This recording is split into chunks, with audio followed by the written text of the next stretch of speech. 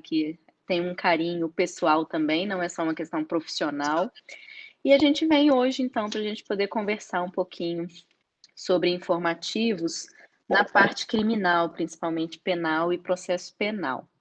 Para quem não me conhece, eu sou juíza do tribunal, tomei posse em outubro de 2014.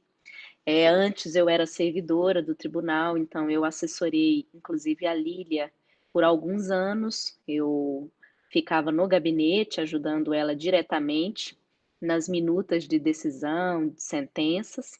Então eu tomei posse em outubro de 2014, antes eu era servidora. Quando eu tomei posse, alguns meses depois eu já consegui ir para a área criminal, que foi a área que eu sempre manifestei um pouco mais de me agradava sempre mais a área criminal, tanto quando eu fazia concurso, quando eu estudava, então eu consegui ir para a área criminal. E comecei a dar aula em 2015 de processo penal, dou aula na CPIURES, dou aula na Escola da Magistratura e na graduação do IDP, aqui em Brasília, no Instituto Brasiliense de Direito, e também dou aula de sentença criminal, também na Escola da Magistratura. O estudo dos informativos, ele vem de uma forma muito importante, porque para o professor dar aula, ou até mesmo para a gente atuar, seja a profissão que você já exerce, ou seja a profissão que você venha a querer atingir, alcançar, você sempre vai ter que estar atualizado. Então, mesmo na minha prática criminal, mesmo nas minhas aulas, eu tenho sempre que ver o que tem ali de mais recente na jurisprudência do STJ, na jurisprudência do STF. Eu sempre tenho que estar atualizada, porque imagina eu proferir uma decisão totalmente em dissonância com a jurisprudência, ou responder alguma questão de prova exatamente o contrário daquilo que vem sendo decidido. Então é muito importante esse estudo. Para quem não me conhece ainda, retornando, eu atuo no núcleo de audiência de custódia aqui no Distrito Federal. A gente tem um núcleo para fazer apenas as audiências de custódia diariamente, então de segunda a sexta eu fico lá. Atualmente as audiências de custódia estão suspensas, a gente vai até conversar um pouco sobre isso em um dos informativos que nós vamos tratar exatamente sobre o tema de prisão, sobre o tema de audiência de custódia, mas desde a declaração da pandemia, o CNJ, o Conselho Nacional de Justiça, suspendeu, emitiu uma recomendação, que é a recomendação 62, logo depois modificada pela 68, suspendendo a realização das custódias.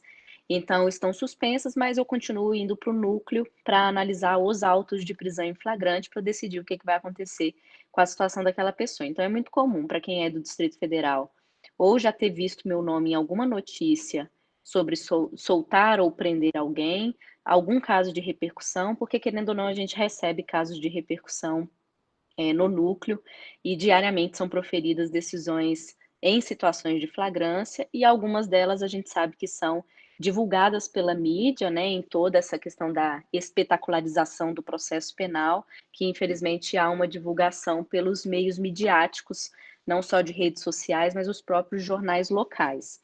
Então, eu tenho um Instagram em que eu publico dicas diárias. Para quem não me segue, atualmente, tem alguns meses que eu estou tentando postar diariamente dicas, então é @prof.lorenaocampos, e também tenho feito lives semanalmente, então não só no meu perfil, mas eu já fiz uma live com a Lília no perfil da Escola da Magistratura, em que eu pude falar um pouquinho da minha trajetória, para quem tiver curiosidade. Eu já fiz outras lives sobre minha trajetória também em outros perfis. No meu perfil tem algumas lives de temas jurídicos, Lei Maria da Penha, Lei de Drogas, execução penal, acordo de não persecução penal, questões atualizadas, inclusive com o pacote anticrime, que é a Lei 3.964, e que então vocês podem ver isso lá também, esse conteúdo. Na nossa aula de hoje, nós vamos ter aí aproximadamente 1h40, né, para a gente conversar. Eu venho trazer os informativos. Quando for preciso, eu vou inclusive compartilhar a tela com vocês para fazer a apresentação dos slides, para a gente poder ler algum artigo ou para a gente poder ver ali de forma mais minuciosa qual foi o caso julgado pelo STJ e pelo STF. Mas a gente tem alguns temas, eu não separei os informativos em ordem cronológica. Eu peguei, nesse 1 ano de informativos, aqueles temas que foram de maior repercussão, aqueles temas que possuem uma maior importância, que com certeza eles não vão deixar de cobrar para uma fase de concurso público, seja a primeira, seja a segunda, seja uma fase oral de concurso público. Então, nós vamos hoje aqui conversar um pouco sobre a execução provisória da pena, sobre audiência de custódia, sobre prisão domiciliar, sobre suspensão condicional do processo, sobre arquivamento de investigações e sobre fundadas suspeitas ou não para a entrada em domicílios, sobretudo no caso de tráfico de drogas. Eu quero pelo menos conversar sobre esses 6 temas com vocês e depois nós vamos avançar para outros julgados que tenham ali uma análise mais pontual. É que nesses dá para a gente aliar um conteúdo teórico com o julgado para que vocês possam compreender efetivamente a matéria e não apenas decorá-la, não apenas decorar aquilo que foi julgado pelos tribunais superiores. O estudo dos informativos, é claro que na matéria criminal, penal e processo penal, nós não temos tanta quantidade quanto se tem, por exemplo, no STJ, em civil e processo civil. Sempre quando sai informativo do STJ, há uma quantidade grande de civil e processo civil, até pela extensão dessas matérias. Processo penal não, geralmente vem 2 julgados de processo penal destacados no informativo, penal também, geralmente 1 ou 2 julgados destacados nesses informativos. E no STF nem sempre vem questões penais e processuais penais, porque muitas vezes tem mais questões relacionadas apenas ao constitucional e administrativo, mas a gente tem que estudar também. Muitos alunos, para a gente começar daqui a pouco, perguntam para mim qual o período de estudo de informativos. Veja, sempre nós estamos agora, por exemplo, em agosto, eu não preciso retroceder lá para 2017, 2018 em informativos, porque muito provavelmente, se você está com um livro atualizado de penal e processo penal, no seu livro vai ter esses julgados importantes já adicionados pelo seu doutrinador na exposição do livro. Então, vai ficar repetitivo, você lê na doutrina e lê no informativo. Como a gente está em agosto, geralmente a gente tem pedido para retornar pelo menos ali para janeiro de 2019. Geralmente 1 ano, mas pode retroceder 1 ano e meio, então ali a partir de janeiro de 2019 até agora, agosto de 2020, é um período bom de você estudar informativo, sempre pegando, se você for começar hoje, vamos dizer assim, for começar essa semana, sempre pegando do último e indo até janeiro lá de 2019, porque geralmente as bancas cobram aqueles mais recentes. Então, vai lendo aí do primeiro, agora, do último que teve, até retroceder a janeiro de 2019. E aí, exatamente nesse período, na verdade, de 1 ano para cá, é que eu separei alguns julgados importantes para a gente fazer uma avaliação. Tá bom, pessoal? De tempos em tempos eu vou abrir um período de fala para caso alguém queira tirar alguma dúvida. Então, não se importe, por exemplo, eu tratar a execução provisória e terminei o assunto e fui para outro. Daqui meia hora, daqui 40 minutos, eu vou abrir para dúvida. Se alguém tiver dúvida, vai só anotando, que aí depois a gente dialoga sobre as dúvidas que eventualmente vocês tiverem. Nessa primeira questão de execução provisória da pena, é muito importante a gente analisar o histórico que teve na jurisprudência dos tribunais superiores, que daqui a pouco eu vou apresentar com mais detalhes para vocês. Nós tivemos efetivamente um julgado muito importante nessa parte da execução provisória da pena, agora em novembro de 2019, que finalmente se firmou o entendimento de que não é possível a execução provisória da pena. O que é essa execução provisória da pena que tanto falavam? Veja, eu sou juíza de primeira instância. Vamos colocar um exemplo que eu condenei o João por um delito de roubo a uma pena de 5 anos e 4 meses de reclusão. Aí o João, eu condenei, ele apelou para o tribunal. O tribunal de segunda instância, a partir do momento que ele confirma esta condenação em segunda instância e que não há nenhuma possibilidade mais de recurso na segunda instância, nem mesmo os embargos de declaração, isso faz com que, ou fazia, com que o tribunal pudesse se determinar a imediata execução daquela pena que foi imposta, 5 anos e 4 meses de reclusão. Então, quando se fala em execução provisória da pena, não se confunde com prisão preventiva, porque prisão preventiva tem os seus requisitos próprios, lá do 312, 313 do Código de Processo Penal, é uma prisão com sede cautelar, ou seja, tem a demonstração de necessidade, de urgência, requisitos próprios. A execução provisória da pena, quando a gente assim dizia, é porque não tinha ainda o trânsito em julgado, ou seja, uma sentença definitiva, e provisoriamente eu executava aquela pena que já estava dita na sentença penal condenatória proferida, que aqui no meu caso foram 5 anos e 4 meses de reclusão. Então, nós tivemos algumas mudanças jurisprudenciais ao longo dos anos. Quando a Constituição veio em 88, se permitia a execução provisória da pena. A partir lá de 2009, mudou o entendimento falando que não era mais possível. Aí, em 2016, em janeiro, essa discussão veio à tona novamente e passou a poder executar provisoriamente. No entanto, esse assunto entrou muito em voga nos tribunais superiores porque várias autoridades com foro por prerrogativa de função e que foram condenados na Lava Jato, dentre outros processos de grande repercussão no Brasil, foram determinadas a execução provisória dessas autoridades. Nós sabemos que o ex-presidente Lula foi um dos casos, e com grandes escritórios e com grandes advogados, essa discussão chegou de uma forma mais rápida nos tribunais superiores e chegou ali com argumentos muito bons de todos os lados, tanto por parte ali do Ministério Público para que se mantivesse uma execução provisória da pena, quanto por parte dos advogados defendendo que a execução provisória era inconstitucional.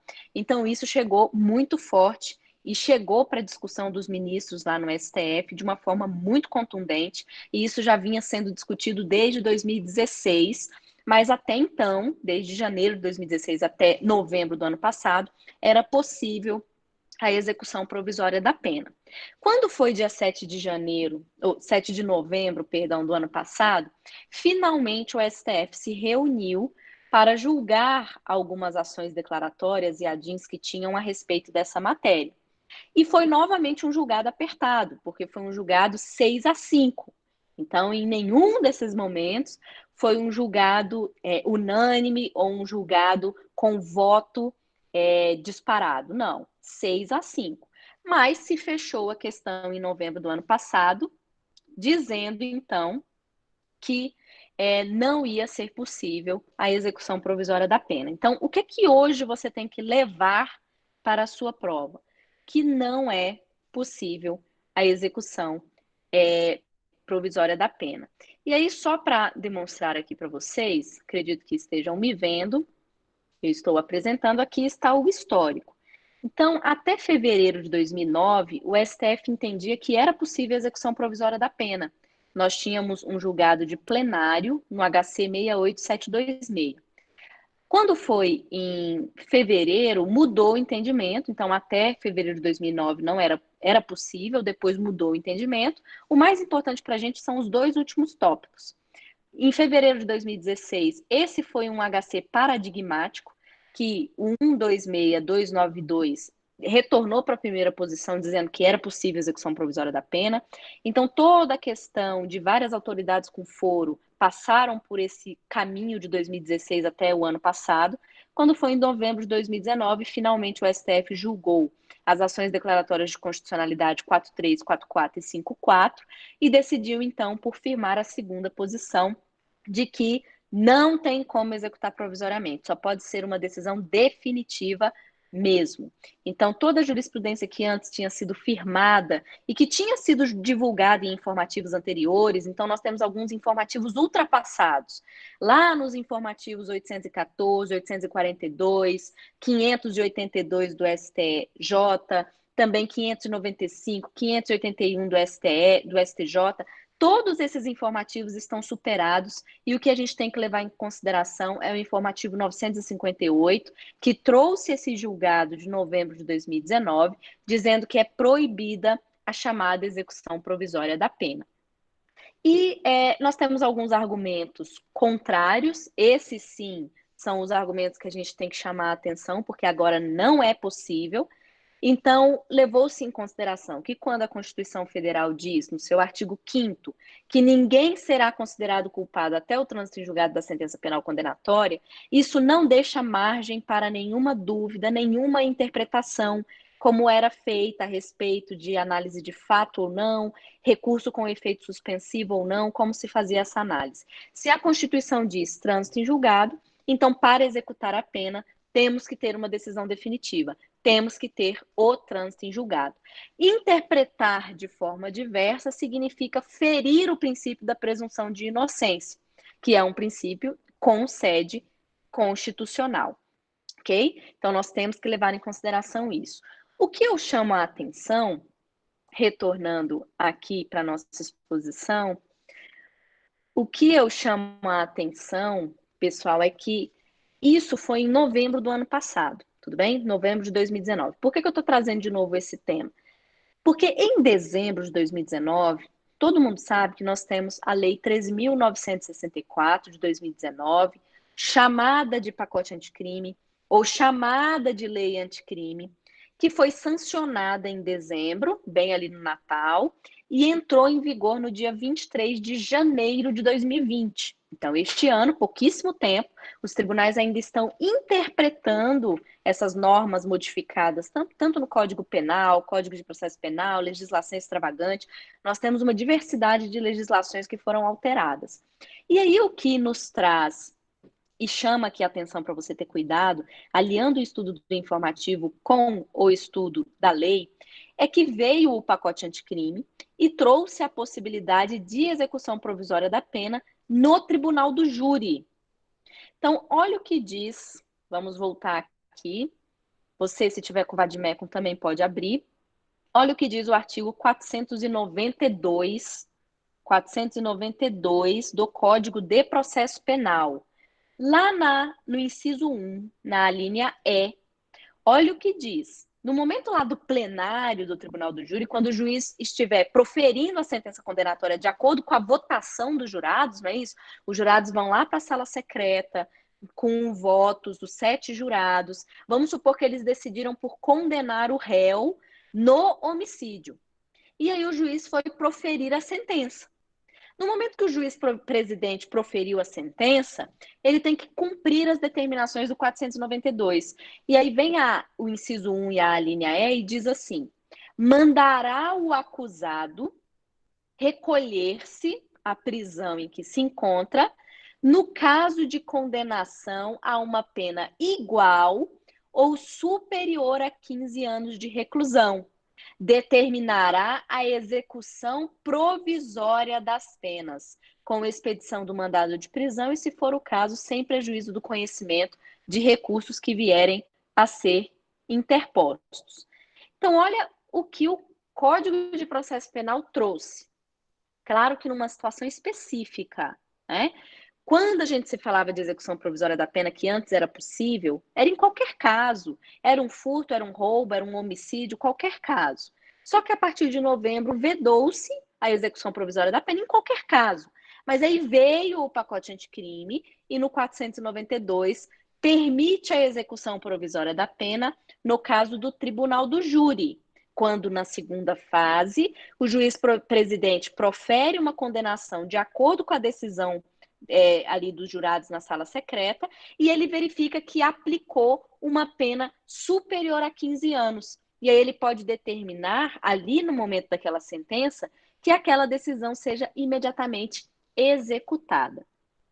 Qual foi a justificativa?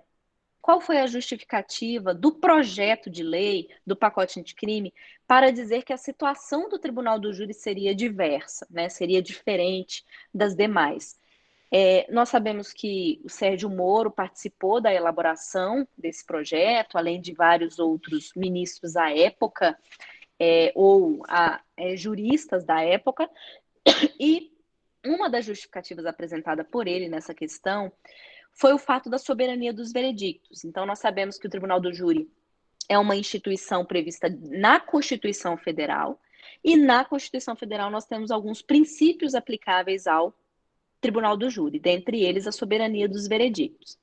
Então, na época, o ministro Sérgio Moro justificou dizendo assim: olha, é possível executar provisoriamente a pena que já foi imposta pelo juiz-presidente, porque, na verdade, quem tomou a decisão não foi o juiz-presidente. Quem tomou essa decisão foram os jurados com soberania dos veredictos, que traz uma força maior àquela decisão tomada.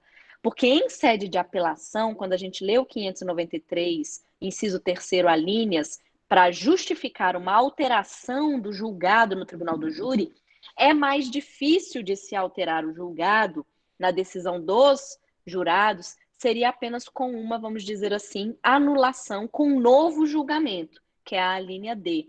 Então, ele justifica que no tribunal do júri é muito difícil modificar a decisão tomada pelos jurados. Mas veja, o muito difícil não significa que ela é inalterável. Então, nós temos muita discussão sobre isso. Esse artigo 492, ele ainda não chegou para discussão nos tribunais superiores, tá? Ele começou a ter vigência no dia 23 de janeiro. Nós já tivemos algumas ADINs contra o pacote anticrime. Então, nós sabemos que lá em 22 de janeiro de 2020, o ministro Luiz Fux, ele é o relator em algumas ADINs que discutem constitucionalidade de algumas previsões do pacote anticrime, e ele suspendeu algumas previsões. Ele suspendeu, por exemplo, o novo artigo 28, na questão de retirar o controle judicial da decisão de arquivamento. Ele suspendeu o 157, parágrafo 5º, que fala lá a respeito das provas ilícitas, do juiz ter que se afastar do julgamento quando ele conhece de uma prova ilícita. Ele suspendeu o parágrafo 4º do 310, ele suspendeu todas as previsões do juiz das garantias, mas quanto ao 492, ninguém ainda interpôs, ajuizou alguma ação para questionar a constitucionalidade. Mas a gente ainda vai ter discussão. Porque se em novembro os tribunais superiores disseram que não é possível mais execução provisória da pena, e depois vem isso na legislação, haverá sem dúvidas uma discussão. Em sede de jurisprudência, antes do pacote anticrime, nós tivemos uma discussão de execução provisória da pena no Tribunal do Júri. Mas essa discussão antes do pacote anticrime, ela tem divergência em turmas do STF. Então, só mostrando para vocês aqui que esse assunto ainda vai ser discutido, só para a gente ver aqui.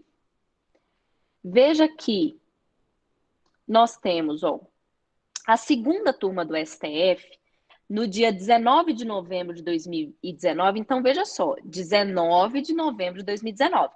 Foi depois desse julgado, dia 7 de novembro, que nós acabamos de ver impossibilitando a execução provisória, mas foi antes da sanção do pacote anticrime e antes da vigência do pacote anticrime. E aí a segunda turma do STF falou, olha, já que a gente decidiu que não é mais possível a execução provisória da pena, então também não vai ser possível no Tribunal do Júri. Só que a primeira turma do STF, nós temos duas turmas lá, né? Só duas turmas, porque são pouquíssimos ministros. Mas a primeira turma do STF, lá em 2017, já tinha decidido que é possível execução provisória e ainda não houve alteração de julgado na primeira turma. Então, o que que nós tiramos de conclusão? Para você responder na prova, se vier o examinador e te cobrar, vamos supor que vão voltar aí as provas, né? Daqui a pouco, ou só no ano de 2021, a gente ainda não sabe muito bem como vai ser a situação. Ninguém esperava que se prolongasse por tanto tempo essa situação, mas se lá em 2021 retornarem as provas, você tem que responder a questão de prova de acordo com 492, inciso 1, a linha E. Você vai ter que responder de acordo com ele. Né? Se te cobrar ali de forma literal o artigo, você vai responder que é sim possível execução provisória da pena imposta no plenário do júri, quando a condenação for superior a 15 anos, o juiz-presidente pode determinar a execução provisória, porque ele está cobrando a letra da lei. Se for um caso diverso, que não envolva tribunal do júri, e ele te indague se é possível ou não a execução provisória da pena, você vai dizer que não, de acordo com esse julgado de 7 de novembro de 2019, que o STF analisou as ações de declaração de constitucionalidade 4344 e 54. Tá? E aí nós vamos acompanhar isso ainda na jurisprudência, para a gente saber o que vai ser decidido a respeito do 492. Vai ser possível ou não essa execução provisória da pena? A gente ainda vai ter discussão, isso com certeza vai chegar nos tribunais superiores, é porque está com pouquíssimo tempo de vigência da lei, veio toda essa celeuma da pandemia, e aí não deu tempo ainda das matérias do pacote anticrime chegarem na totalidade aos tribunais superiores, mas com certeza nós teremos uma discussão muito interessante, muito acirrada, porque nós vimos que há uma divergência entre a primeira e a segunda turma do STF, em que pese sejam julgados antes do pacote anticrime, mas eles vão discutir bastante essa questão da soberania dos veredictos, principalmente, tá? Da soberania dos veredictos no Tribunal do Júri, se isso permite ou não a execução desde já, por ser uma decisão tomada por jurados e não por juiz togado. Perfeito, pessoal?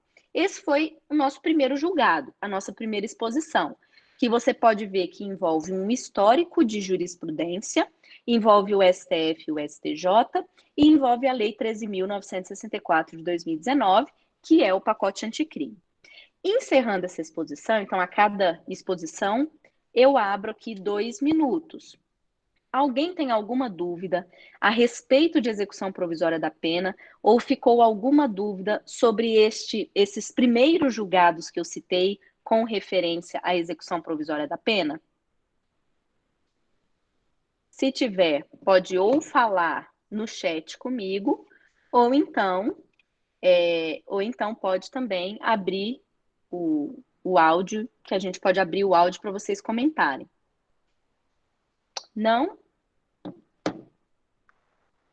Então, vamos seguir. Bom, o nosso segundo julgado, e aqui a exposição é um pouquinho maior, porque a gente vai transitar entre a audiência de custódia, a prisão, a videoconferência na audiência de custódia. Nós vamos transitar por vários temas. Expondo para vocês primeiro a ementa do julgado, para depois eu explicar para vocês o que ficou decidido. Então, olha só o que diz a ementa desse julgado aqui que nós vamos conversar a partir de agora. Lá no informativo 663, um julgado de dezembro de 2019, mas o informativo veio só agora, em fevereiro de 2020, disse assim, um resumo. A audiência de custódia, no caso de mandado de prisão preventiva cumprido fora do âmbito territorial da jurisdição do juízo que a determinou, deve ser efetivada por meio da condução do preso à autoridade judicial competente na localidade em que ocorreu a prisão. Não se admite, por ausência de previsão legal, a sua realização por meio de videoconferência, ainda que pelo juízo que decretou a custódia cautelar. Bom, explicando num primeiro ponto, qual foi exatamente esse caso, então? Vocês verificaram que se refere a uma prisão preventiva, audiência de custódia, que a pessoa foi presa em outra região em que foi determinada a prisão. Qual foi a situação? Botando aqui, dando um exemplo para vocês identificarem como que se interpreta. Vamos supor, qual foi o caso? Um juiz lá de São Paulo, um juiz federal, tinha uma pessoa foragida que era ré na vara dele. Ele decretou a prisão preventiva e expediu o mandado de prisão. O mandado de prisão foi cadastrado no Banco Nacional dos Mandados de Prisão, que é um sistema vinculado ao Conselho Nacional de Justiça, que todo mundo fica sabendo. Se a gente, qualquer pessoa, qualquer policial, qualquer órgão de segurança, órgão público, pode consultar esse banco e saber se essa pessoa tem um mandado de prisão contra ela. Então, lá em São Paulo, foi decretada uma prisão, expedido o mandado, cadastrado o mandado. Meses depois, esta pessoa, vamos dizer que foi o João, ele foi preso em Curitiba. Ele estava lá em Curitiba, passou, a polícia identificou ele, prendeu ele por uma determinação do juiz de São Paulo.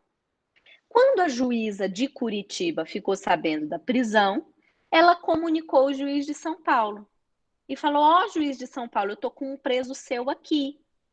Quer que eu mande ele para ir, para você fazer a audiência? Ou você quer fazer a audiência por videoconferência? Como que você quer fazer essa audiência?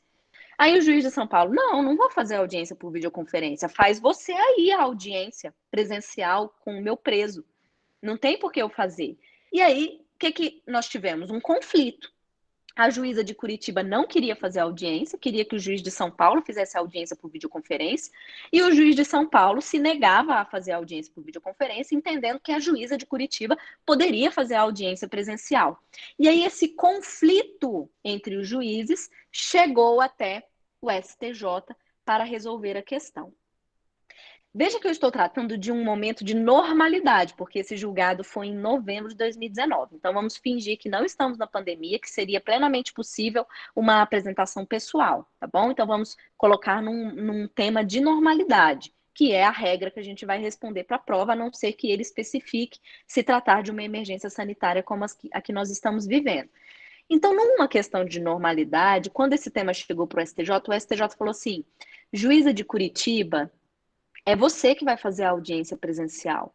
Não é o juiz de São Paulo que vai fazer por videoconferência, primeiro porque nós somos contra a realização da audiência por videoconferência, então vai ser presencial.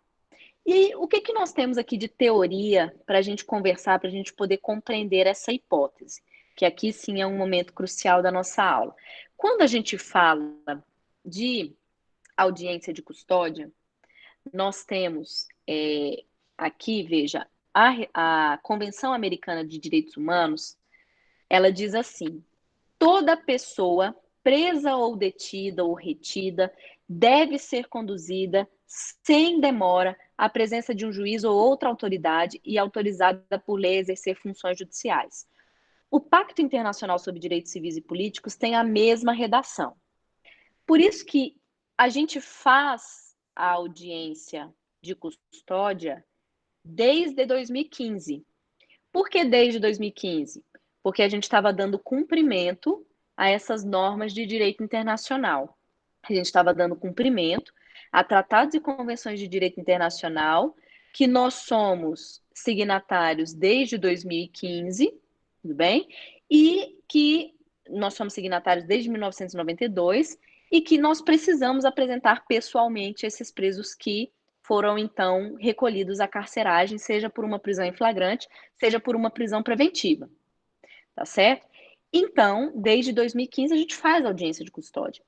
Esse assunto voltou à tona, principalmente agora em 2020, porque o pacote anticrime, a Lei 13.964, adicionou no nosso Código de Processo Penal o Instituto da Audiência de Custódia, trazendo então a relevância a esse instituto para o nosso ordenamento jurídico interno. Porque antes a gente adotava em razão da previsão de pactos internacionais. Claro, importantíssimos, supralegais, já tinham sido incorporados ao nosso ordenamento jurídico, a gente tinha que dar cumprimento. Então, o STF, lá em 2015, na chamada DPF 347, que reconheceu aquele chamado estado de coisas inconstitucional do sistema prisional, determinou que os tribunais fizessem a audiência de custódia. Então, a gente já fazia. Veio a Lei 13.964 em 2019, o pacote anticrime, e introduziu o Instituto na nossa normativa interna. Então, o 287 diz assim: se a infração for inafiançável, a falta de exibição do mandado não obstará a prisão e o preso, em tal caso, será imediatamente apresentado ao juiz que expediu o mandado para a realização da audiência de custódia. E no 310, que foi um artigo muito alterado, principalmente o caput e os parágrafos 2º, 3º e 4º, pelo pacote anticrime. E aí agora nós temos a previsão específica no 310, dizendo que quem analisa o auto de prisão em flagrante é o juiz da audiência de custódia, o juiz na presença das partes, então com a Defensoria Pública ou o advogado constituído, com o Ministério Público na audiência, nesta chamada audiência de custódia, vai analisar o auto de prisão em flagrante. Só que nesta matéria da audiência de custódia, nós temos ainda a resolução 213 do CNJ, que é a que rege o procedimento da audiência de custódia. Então, se você tem curiosidade de saber como que é feita a audiência de custódia, o que é decidido nela, minúcias sobre o Instituto, a resolução 213 vai te dar várias respostas a respeito disso, tá? Aí, no artigo 1º da resolução 213, fala exatamente sobre a realização da audiência de custódia nos casos de prisão em flagrante, que é exatamente do 310. Então, o sujeito foi preso em flagrante para se decidir aquela situação de flagrância na forma do 310, tem que ser numa audiência de custódia. Mas não só isso. Como a normativa internacional diz toda pessoa presa, toda pessoa detida, toda pessoa retida, eu não estou restringindo a uma situação de flagrância. Por isso que a Resolução 213 nos diz que também nos casos de mandado de prisão, também vai ocorrer a audiência de custódia.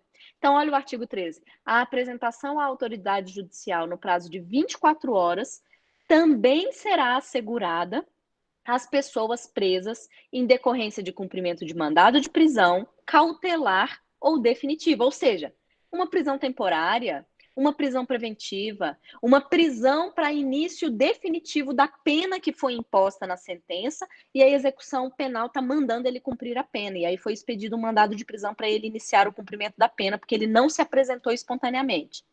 Então, prisão cautelar, prisão definitiva, auto de prisão em flagrante, em todos esses casos de prisão, deve, em regra, acontecer a audiência de custódia. É porque atualmente não se faz em todos esses casos, por ausência de estrutura e etc., mas deveria acontecer em todos os casos, porque a normativa internacional não restringe para situações de flagrância.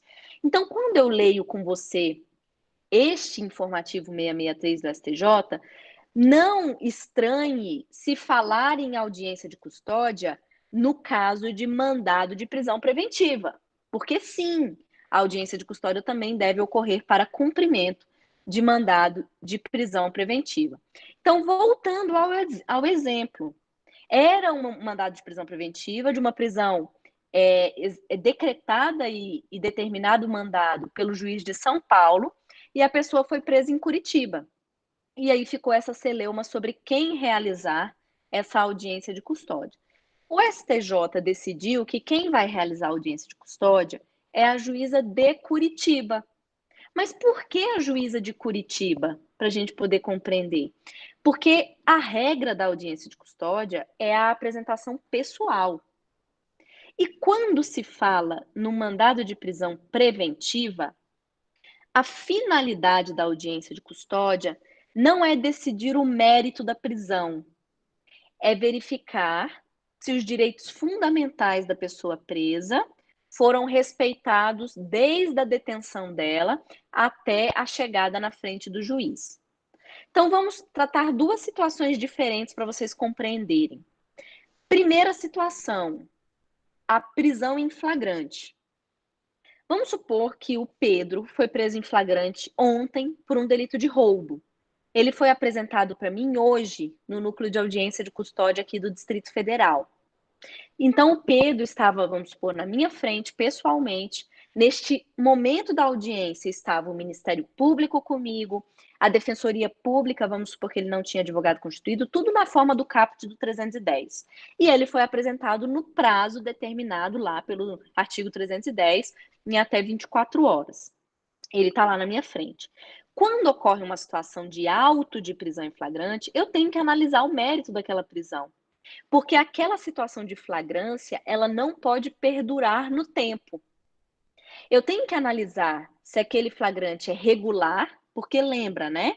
Se o flagrante for ilegal, eu preciso relaxar a prisão, como diz a Constituição Federal. Se o flagrante foi todo regular, era uma espécie de flagrância, foram feitas as formalidades daquele auto de prisão em flagrante na forma do 304, do 306 do Código de Processo Penal, então eu vou homologar aquele flagrante. Homologando, isso eu estou nos incisos do 310, homologando, eu passo para a análise da necessidade ou não da prisão. Eu vou converter o auto de prisão em flagrante em preventiva ou eu vou conceder a liberdade provisória com ou sem fiança, com ou sem as medidas cautelares diversas da prisão.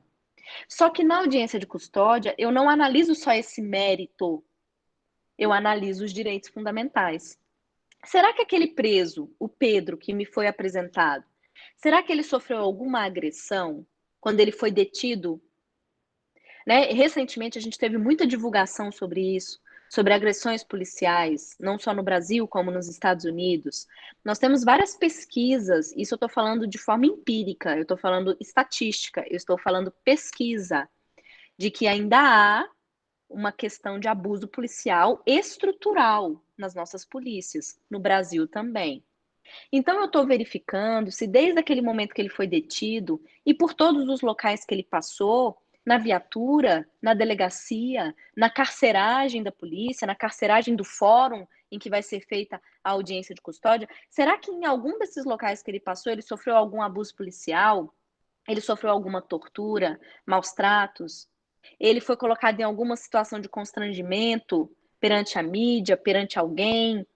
Isso tudo no ambiente da audiência de custódia, que é o momento de ser relatado, entendeu? Então, a audiência de custódia, ela não tem a única finalidade de analisar a prisão em si, mas de verificar se os direitos fundamentais daquele preso foram resguardados desde o momento da detenção até a chegada à frente do juiz. Por isso que ele passa pelo exame no Instituto Médico Legal, para ver se tem algum machucado no corpo. E isso não só para a segurança dele, mas para a segurança da polícia. Se ele foi para o Instituto Médico Legal e não tem nenhuma marca no corpo dele, melhor ainda para a polícia. Ela está demonstrando que entregou aquela pessoa com a integridade física dela toda correta. A polícia não fez nada contra ele. Então, antes de ir para a custódia, ele passa pelo Instituto Médico Legal, né? E aí, na audiência, se ele relatar algum ato de abuso, isso vai ser perguntado, isso vai ser mais bem esclarecido antes da tomada de providências pelo juiz ou pelo Ministério Público, porque nós sabemos que o Ministério Público exerce como função institucional prevista na Constituição Federal o controle externo da atividade policial, né, pessoal? Então, nós temos essas outras finalidades da audiência de custódia, que não é só analisar o mérito da prisão. Isso foi a nossa primeira situação, lembra? Na segunda situação, eu tô na hipótese do mandado de prisão, que é o caso analisado. A prisão preventiva, a prisão temporária, a prisão para cumprimento de pena. Mas vamos colocar a situação do julgado, a prisão preventiva. Na situação da prisão preventiva, eu não estou ali para reanalisar a prisão. Vamos supor, foi o juiz lá de São Paulo que decretou e eu, juíza de Curitiba, estou fazendo a audiência de custódia. Eu posso reanalisar a prisão do cara lá de São Paulo, do juiz de São Paulo? Não, eu não tenho nem jurisdição para isso. As razões para a prisão já foram dadas por um juiz de primeira instância. Eu não sou órgão revisor. Então, eu não vou analisar o mérito. No entanto, eu tenho uma função primordial, que é analisar se aqui na minha jurisdição, quando ele foi preso em Curitiba, se ele sofreu restrições aos direitos fundamentais dele. Olha, fulano, você sofreu alguma agressão quando eles cumpriram um mandado? Que horas que eles entraram na sua residência para cumprir esse mandado? Foi durante o dia, foi durante a noite, para eu verificar a inviolabilidade de domicílio, para ver se o cumprimento do mandado se deu da forma regular. Você passou pelo Instituto Médico Legal? Você tem algum machucado no corpo? Como que se deu esse machucado? Você pôde ligar ali para sua família para dizer que você foi preso? Permitiram exercer esses direitos fundamentais que estão previstos na Constituição? É esse tipo de pergunta que a juíza de Curitiba vai fazer. Por isso, quando ela fala assim, ah, não, juiz de São Paulo, você que faz a videoconferência, o STJ falou, não, o contato tem que ser presencial. Existem pesquisas empíricas também que demonstram que, para verificar atos de tortura, maus tratos, abusos policiais, tem que ser a olho nu. Essa verificação se dá de uma forma muito melhor a olho nu que não por videoconferência, que não sem contato pessoal, né? Nenhum contato. Então, tem que ser pessoalmente. Então, o STJ falou que, olha, juíza de Curitiba, é você que vai fazer a audiência de custódia. Não para reanalisar o mérito, mas para dar cumprimento às outras finalidades da audiência de custódia. E isso tem que ser de forma pessoal, certo? Ok? Agora vamos para outro ponto. A realização ou não da audiência de custódia por videoconferência. Sabe por quê? Porque o Conselho Nacional de Justiça, ele há muito é contra isso. Se você pegar e botar no Google parecer técnico, CNJ, audiência de custódia por videoconferência, o CNJ tem parecer dos anos de 2018 e 2019 que ele diz a sua manifestação expressa contra a realização da audiência de custódia por videoconferência. Por que esse assunto reacendeu? Porque veio a pandemia. E, de repente, a partir de março, nós suspendemos qualquer contato dos presos com as partes no ambiente da audiência de custódia. Por quê? Porque é muita gente envolvida. É o juiz, é o Ministério Público, é a defesa, é o preso, é a escolta, são os servidores do tribunal. 10 pessoas na sala? Talvez. A pandemia do novo coronavírus permite que 10 pessoas fiquem num ambiente de sala? Não tem como. Então, tudo foi suspenso. Com a suspensão para voltar à análise do auto de prisão em flagrante no papel, começaram a indagar. Como assim, por que a gente não faz a audiência de custódia por videoconferência? Então, pelo menos nesse momento de emergência sanitária, o que seria razoável. No entanto, nós tivemos uma resolução, e aí vem um ponto que vocês vão ter que acompanhar na jurisprudência do STF, nós tivemos uma resolução recentíssima, de junho, que foi publicada esta semana, uma resolução do CNJ, que no artigo 19 diz que a audiência de custódia não pode ser feita por videoconferência. É proibida. Ela proíbe, o CNJ proíbe. Ele fala assim: vedada a audiência de custódia por videoconferência, mesmo no momento da pandemia. O que a Associação dos Magistrados Brasileiros e outras instituições fizeram? Entraram com uma ADIM no STF, isso está lá no STF desde ontem, por isso que é muito recente, contra esse artigo 19. Porque as instituições, algumas associações, a AMB, quer que caia esse artigo 19 para que os tribunais possam fazer audiência de custódia por videoconferência durante a pandemia, pelo menos. Não sei se depois vai continuar numa situação de normalidade, mas pelo menos durante a pandemia. Então, esse assunto da videoconferência na audiência de custódia, você ainda vai ouvir falar. Por isso que eu trouxe esse informativo.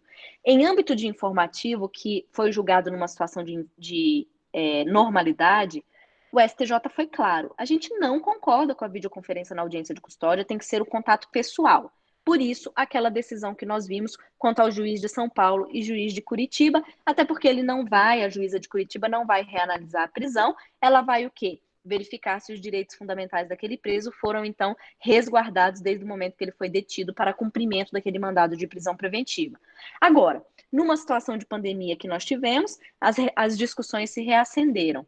E aí veio a resolução do CNJ vedando totalmente a videoconferência, o que tá aí com uma ADIM no STF, pedindo ali com um pedido cautelar que vai daqui a pouco, né? Não sabemos quando, mas deve ser decidido logo pelo STF. Então você ainda vai ouvir falar sobre isso nos jornais, talvez, ou nos noticiários, ou quando você pegar as notícias do site do STF, isso ainda vai vir à tona. Então você vai lembrar dessa nossa discussão de hoje a respeito da audiência de custódia, da videoconferência, do pacote anticrime e dessa diferenciação de uma situação de normalidade para uma situação de emergência sanitária que talvez possa, sim, justificar a realização da audiência por videoconferência. Apesar do contato pessoal ser muito importante, o olho nu, é diferente do vídeo, como nós estamos vendo aqui, inclusive na aula, é muito diferente da aula presencial para vocês do que uma aula por vídeo. Essa diferenciação a gente também percebe para audiências criminais, mas por que não utilizar a videoconferência, pelo menos como uma medida intermediária durante a emergência sanitária, para a gente não ficar no outro extremo de não ter nenhum contato pessoal com o preso. Tá bom, gente? Esse foi o nosso segundo julgado, então, que nos remete a vários assuntos importantes novamente. Abrindo novamente 2 minutos para quem tiver alguma dúvida de custódia, de prisão, de como que é feito, qualquer dúvida sobre esses temas, se vocês quiserem tirar, eu estou à disposição por 2 minutos. Professora. Diga. Boa noite. Boa noite. O professor Vinícius ontem, ele adentrou um pouco nesse tema, mas ele teve que falar de forma muito breve por causa do tempo, né? A senhora, sendo magistrada da custódia, eu queria saber, digamos que, tudo bem, o juiz de garantias ele está suspenso, mas digamos que ele não fosse suspenso, quais seriam as diferenças das atribuições entre o juiz da custódia e o juiz de garantias nesse início, né, principalmente em se tratando de flagrante? Qual que é o seu nome? Guilherme. Eu não consegui ver aqui. Oi, Guilherme. Então, vamos lá. Na verdade, eu, como juíza de custódia, eu nada mais sou que uma juíza de garantias aqui no DF, entendeu? Quando a gente pega o artigo 3º-A até o 3º-F do Código de Processo Penal, para quem tiver curiosidade de ler, você vai ver que no 3º-B está entre as atribuições do juiz das garantias exatamente a análise das comunicações de flagrante, da análise do auto de prisão em flagrante, da verificação do cumprimento de direitos fundamentais daquele preso. Isso tudo está na competência do juiz das garantias. Claro que assim, eu falei, eu sou uma juíza das garantias? Sou, claro que bem limitada. É como se o juiz das garantias englobasse um monte de coisa que está no 3º-B e eu fizesse uma das coisas. Né? Então, querendo ou não, eu sou uma juíza das garantias, até porque na estrutura aqui do Distrito Federal, eu não sou a mesma juíza que vai julgar o processo. Eu sou uma juíza distinta, porque aqui nós temos varas distintas, né? Eu tenho o núcleo da audiência de custódia que eu resolvo a situação da flagrância, e depois eu remeto os autos para a vara criminal, vamos supor, de Brasília, e o juiz lá que vai instruir e julgar o processo. Então, é como se eu fosse uma juíza da custódia. Então, quando vier, isso vai voltar à tona, a gente tem projetos de implementação do juiz das garantias, o que dá um indicativo de que nós teremos sim o juiz das garantias, que o STF vai decidir como constitucional e os tribunais terão que implementar. Quando isso for feito, eu nada mais estarei englobada no juiz das garantias, só que as minhas atribuições vão mais além. Eu vou cuidar da investigação toda, eu vou cuidar, né, assim, de deferir prazos de investigação ou não, de verificar se investigações são regulares ou não, de deferir medidas cautelares em sede de investigação. Eu vou cuidar ali do todo, entendeu? Não vou cuidar só da custódia. Não sei se ficou claro. Então, professora, deixa eu ver se eu entendi bem. Então, digamos que as suas atribuições, elas vão ser muito maiores, elas vão ser ampliadas. Isso. O juiz das garantias, ele tem várias outras, que é o 3º-B do Código de Processo Penal. Então, como eu sou juíza das garantias, elas serão todas ampliadas para tudo que está ali no 3º-B eu vou poder fazer, ok? Eles vão ter que implementar um núcleo ou um juiz, isso vai depender da forma de implementação por cada tribunal. Se vai ser em substituição, se vai ser um núcleo de juiz das garantias. Então, nós temos toda essa dificuldade ainda de como cada estado vai fazer, cada tribunal vai fazer. Mas, de forma muito limitada, é como se eu fosse uma, porque quem julga os autos que eu decido não sou eu, é outro juiz. Então, eu vou ampliar essas minhas competências, como se passasse de núcleo de audiência de custódia para um núcleo de juiz das garantias, que eu vou cuidar de toda a fase da investigação para depois remeter para o juiz da instrução. Então, haverá essa separação de funções. Professora, tá ouvindo? Perfeito. Muito obrigado, professora. De nada. Pode Professor, falar. Eu tenho uma dúvida a respeito sobre onde que eu peticiono, logo no início, assim, na fase preliminar, lá na delegacia, o inquérito vai ser mandado para algum órgão, né, para alguma vara. Como é que eu fico sabendo onde é que vai ser essa vara, qual juízo que vai ser, onde que é o juiz de custódia, assim, porque eu nunca peguei nenhum processo ainda e não sei como é que se isso foi alterado também com relação ao juiz de custódia, garantias e de instrução. Qual que é seu nome? Tiago. Oi, Tiago. Você é de Brasília? Sou. De Brasília? Então, eu vou explicar a estrutura de Brasília, tá? Porque isso vai depender um pouco dos tribunais. Tá. Aqui em Brasília, como eu falei, a gente não tem a implementação dos juízes das garantias porque está suspenso pelo STF, né? O que nós temos é o que nós chamamos núcleo de audiência de custódia, que ele fica ali dentro do complexo da Polícia Civil, em que a gente faz as audiências de custódia apenas. Então, quando a investigação se inicia por uma prisão em flagrante, quem acaba decidindo esse auto de prisão sou eu lá no núcleo de audiência de custódia. Agora, quando a gente tem inquéritos policiais, o que acontece? Esse inquérito policial vai iniciar em determinada delegacia, vamos supor, na 5ª DP daqui de Brasília. Quando ele chegar a ser vinculado a alguma vara, vai ser gerado um número dele de apenas vinculação. Ó, esse inquérito vai tramitar na primeira vara criminal de Brasília. Então, a gente vai saber, com o número do processo eletrônico, que ele está vinculado àquela vara. Mas o juiz ele não vai atuar na fase de inquérito, né? Isso vai ficar entre delegado e Ministério Público. Então, para você descobrir, ou é porque você sabe que está em determinada delegacia, então você vai diretamente na delegacia para tentar ter acesso aos autos do inquérito, ou esse inquérito já foi distribuído para alguma vara e você tenta ter acesso nessa vara, entendeu? Porque ele estaria vinculado a essa vara, entendeu? Entendi. Se ele for distribuído para a vara, e o preso já for recolhido, eventualmente o delegado me informará, ou como é que eu posso escolher essa informação se a família do preso, por exemplo, não souber me responder, não souber me passar? Então, quando a pessoa vai presa, né, por direito constitucional, garantia constitucional, ela tem o direito lá a uma ligação. Então, geralmente, ela tenta ligar para... Ele que vai dizer para quem ele quer ligar. Ele quer ligar para a esposa, para um familiar, para o advogado. Então, alguém ele vai ligar, né? Os agentes ali vão ligar com aquele telefone indicado e a polícia vai comunicar para essa pessoa, olha, fulana, você é esposa do Tiago?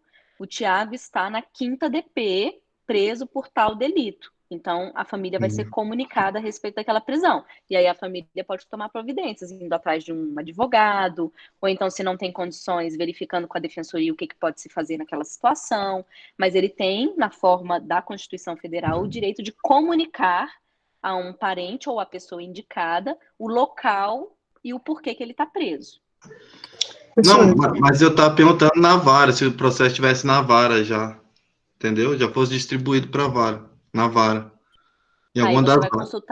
Aí você vai consultar o nome dele no site do tribunal e ver se ele tem algum inquérito em curso ou ação penal em curso contra ele. Aí você vai fazer uma consulta de nome dele mesmo, tá? Tá bom. Professora, obrigado, professor. Eu teria uma dúvida, não sei se dá tempo ainda. Boa noite. Claro. É a Ana Estela? Isso, é um prazer lhe ouvir. Assim, não é Pode pessoalmente, falar. mas é o que é possível, né? Então, eu tenho ainda uma nebulosa que me parece que também paira aí, no STF, sobre a específica função que restará para delegado, juiz de garantias e juiz de custódia. Eu não consigo, a essa altura, delimitar a função de cada um deles e saber se um vai suplantar a finalidade da atuação do outro, ou vai ser um fiscalizador dos demais. Eu não sei como eu devo entender essas 3 figuras. Tá. Na verdade, quando vier o juiz das garantias, não existe juiz da custódia, né? Hoje tem porque a gente tem a audiência de custódia, não existe juiz das garantias hoje. Então, na verdade, juiz das garantias vai se fundir, o juiz da custódia é o juiz das garantias. Então, Sim. a sua dúvida se refere a 2 figuras, a atuação do delegado e a atuação do juiz das garantias. O juiz das garantias, ele é só um juiz, ele não vai iniciar a investigação, ele não vai ficar de olho na investigação, nada disso, ele vai se manter imparcial. Só que ele tem que cuidar da legalidade daquela investigação. Então, por exemplo, se ele verifica que porque ele tem que ser comunicado da investigação, entendeu? Então, quando, por exemplo, se instaurar uma investigação, tem que se comunicar ao juiz das garantias, porque ele vai cuidar da legalidade, para que ninguém seja investigado de forma ilegal, entendeu? Porque se ele verificar que existe uma investigação de forma ilegal, ele tem que fazer o quê? Trancar aquela investigação, encerrar, entendeu? Aquela investigação, que é o chamado HC de ofício. Ele concederia um HC de ofício para trancamento daquela investigação. Isso está entre as atribuições do juiz das garantias. Então, o juiz das garantias, ele não investiga, ele não dá início à investigação, nada disso. Isso tudo é do delegado de polícia, continua sendo dele. A atribuição dele é apenas não ser o juiz que vai instruir, o juiz que vai cuidar dessa fase de investigação. Então, por exemplo, quando o delegado precisar de uma interceptação telefônica, de um mandado de busca e apreensão, tudo aquilo que precisa de uma atuação judicial pela reserva de jurisdição, vai ser o juiz das garantias que vai deferir ou não, vai ter que pedir para ele. Se o Sim. delegado quer que prorrogue a investigação, vai ter que pedir para o juiz das garantias, olha, prorroga a investigação, ou então o Ministério Público, prorroga a investigação. E aí o juiz das garantias vai verificar se essa prorrogação é legal ou não, entendeu? Então ele vai cuidar mais da legalidade daquela investigação, mas não de dar seguimento, de instaurar, de fazer atos de diligências na investigação, nada disso, entendeu? Nada disso. Tá bom, muito obrigada. Então, quem segue Nada. presidindo é o delegado de polícia, como sempre Claro, o foi. delegado, como sempre foi, juiz das garantias não vai presidir nada, tá? Ok, muito obrigada. Boa noite.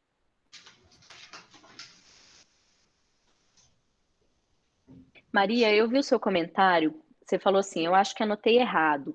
Na explicação do Vinícius, teria juiz da garantia, custódia e fase de conhecimento. Talvez o que ele tivesse querendo dizer é da estrutura do Distrito Federal. Porque, assim, na estrutura do Distrito Federal, a gente sempre vai ter um núcleo de audiência de custódia. Porque eu, como juíza da custódia, que recebo 40 presos por dia, eu não tenho condição de fazer todas as audiências de custódia e ainda cuidar das investigações do Distrito Federal, entendeu? Então, muito provavelmente vai ser criado um núcleo de juízes das garantias, vai ter o meu núcleo de audiência de custódia, e essa fase de conhecimento, que é a partir do recebimento da denúncia, né? Aí vai ser o juiz da instrução, apenas aquele que vai instruir e julgar, que seria esse juiz, como ele chamou de fase de conhecimento. Então, teríamos essas três figuras, mas em outros estados não. Na verdade, aquele núcleo de audiência de custódia, aquele núcleo de juiz das garantias, por exemplo, vamos botar o estado de Goiás, que não existe núcleo de audiência de custódia. Quando for criado o juiz das garantias, vamos supor ali em Águas Lindas de Goiás, esse juiz das garantias que vai fazer a própria audiência de custódia, porque talvez ele receba só 5 presos por dia. Eu não, como eu recebo todos os presos do Distrito Federal todo, não é isso? Então, todas as cidades do Distrito Federal que vocês pensar, todos esses presos, seja em Ceilândia, Braslândia, Brasília, Planaltina, Sobradinho, vão para o meu núcleo de audiência de custódia. Por isso que eu recebo muito preso, eu recebo 40 presos por dia. Então, por isso que aqui, como o Guilherme aí está falando, já que ele tratou exatamente da organização daqui, aqui nós não vamos deixar de ter o núcleo de audiência de custódia. Mas o núcleo de audiência de custódia nada mais se trata das competências do juiz das garantias. É como se estivesse dentro do juiz das garantias, basta a gente ler o terceiro B do Código de Processo Penal, vai estar lá. É o juiz das garantias que analisa o auto de prisão em flagrante, é o juiz das garantias que recebe a comunicação dos autos de prisão em flagrante. Então, nada mais se refere o juiz das custódias como uma especialidade do juiz das garantias, vamos dizer assim. Tá bom, gente? Restou alguma dúvida a mais? Nós podemos esclarecer. Esse tema é muito interessante, por isso eu sabia que iam surgir mais algumas dúvidas, porque a gente sempre esbarra no pacote anticrime, e a gente ainda tem muitas dificuldades na questão do juiz das garantias, por isso que está suspenso, não é à toa, né, gente, que está suspenso desde o dia 22 de janeiro, porque a gente não sabe ainda como que vai ocorrer essa implementação. A gente não sabe ainda como que nós vamos fazer isso na prática. Então, até que se façam estudos a respeito de como fazer isso na prática, tanto que o CNJ ele instaurou grupos de estudo, ele tem um arquivo sobre, se você jogar no Google, é muito interessante, é um arquivo de junho. Se você jogar assim, CNJ, grupo de estudos, relatório, juiz das garantias, eles têm um relatório que eles fizeram, tratando sobre o juiz das garantias e como que os tribunais poderão implantar o juiz das garantias na prática. E nós temos diversas modalidades.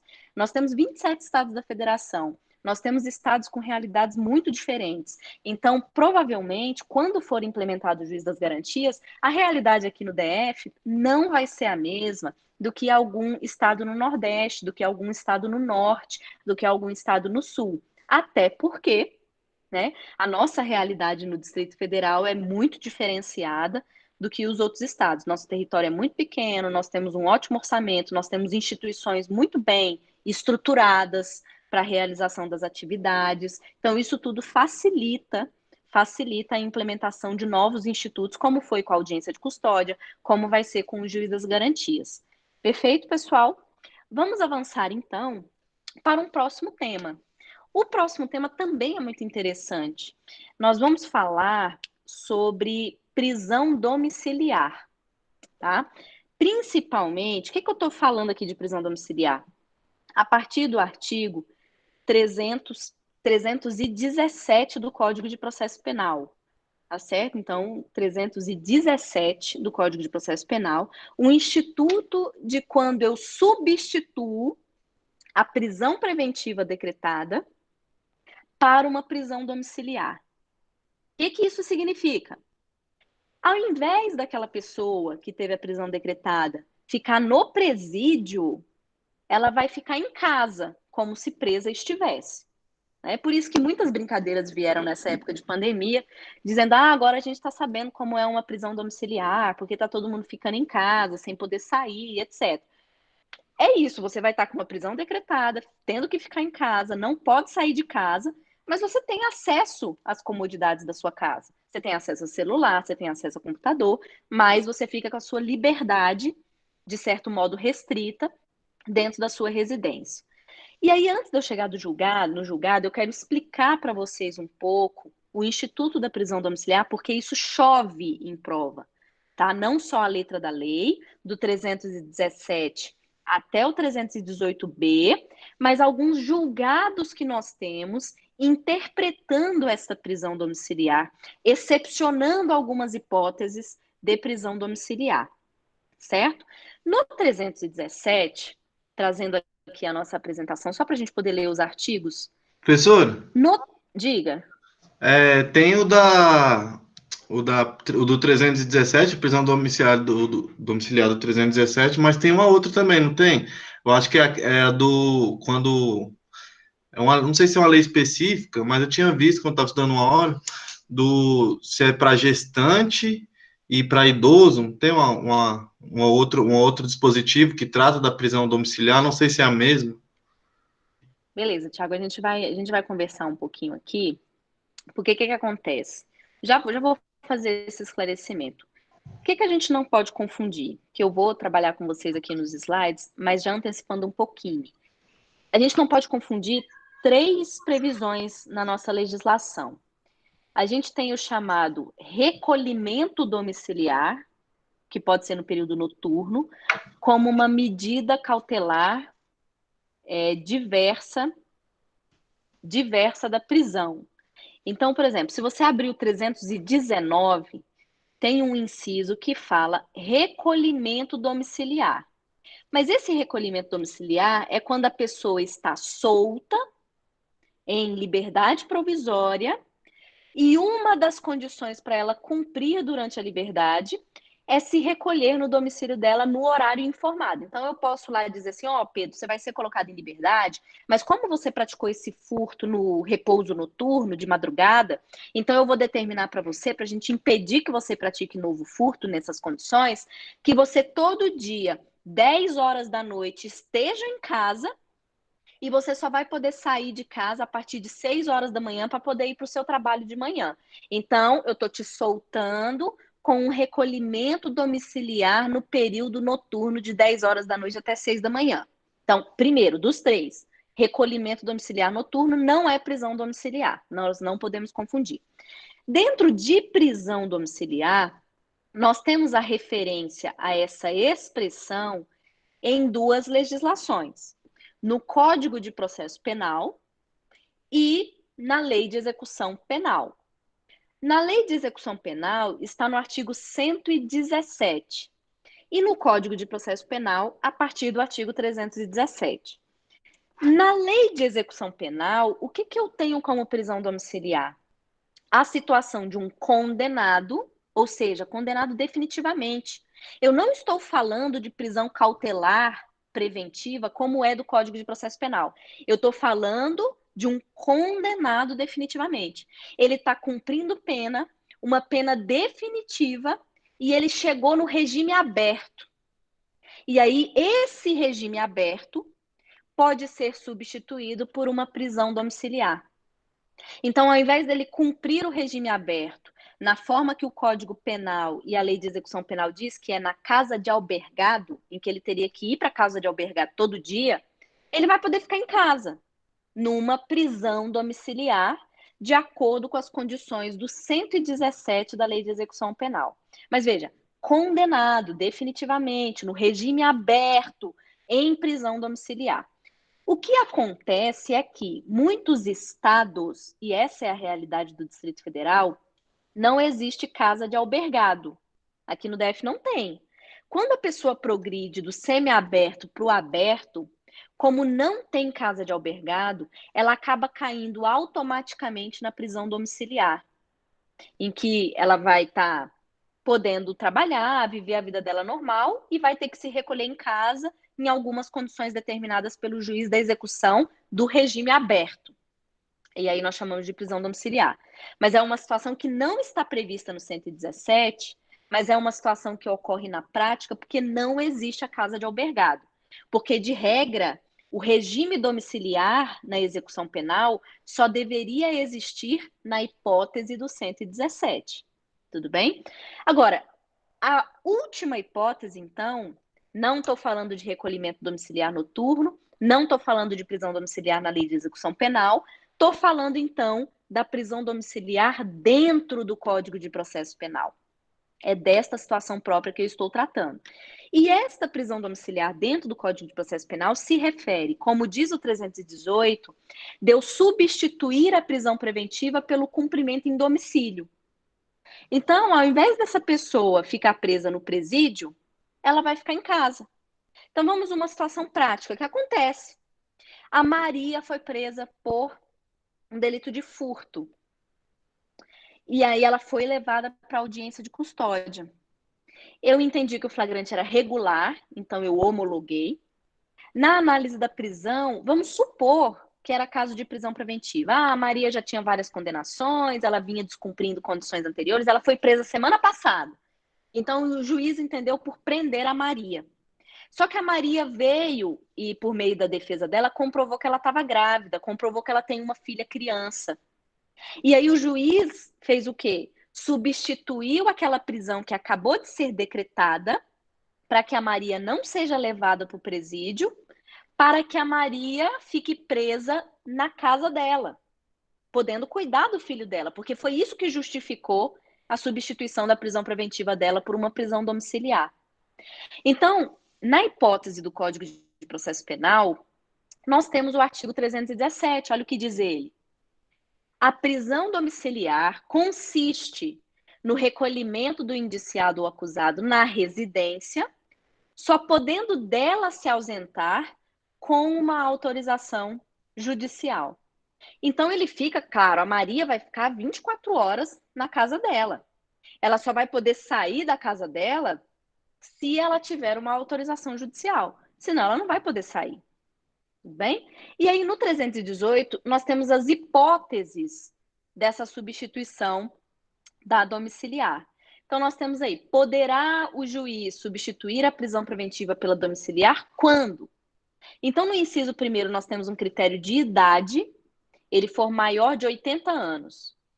Então o João foi preso, ele está na minha frente, apresentado na audiência de custódia, e ele tem 85 anos. Ao invés de eu colocar ele no presídio, eu posso mandar ele para casa. Olha, João, você vai ficar preso, mas fica na sua residência porque por uma questão de idade não é recomendável que você vá para o presídio. O inciso 1 permite. No inciso 2, nós temos um critério de doença.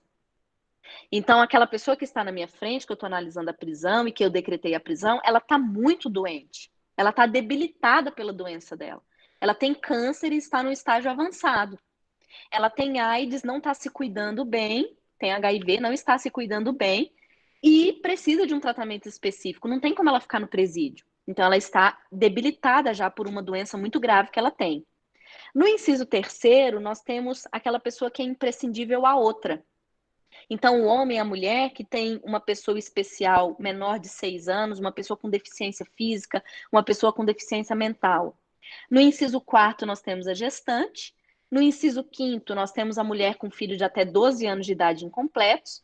E no inciso 6º, nós temos o homem, caso ele seja o único responsável pelos cuidados do filho de até 12 anos de idade incompletos. E aí, fazendo a comparação que o Tiago citou, olha lá, ó. Olha esse quadrinho. Nós temos a prisão domiciliar tanto na Lei de Execução Penal, artigo 117, quanto no Código de Processo Penal, artigo 318.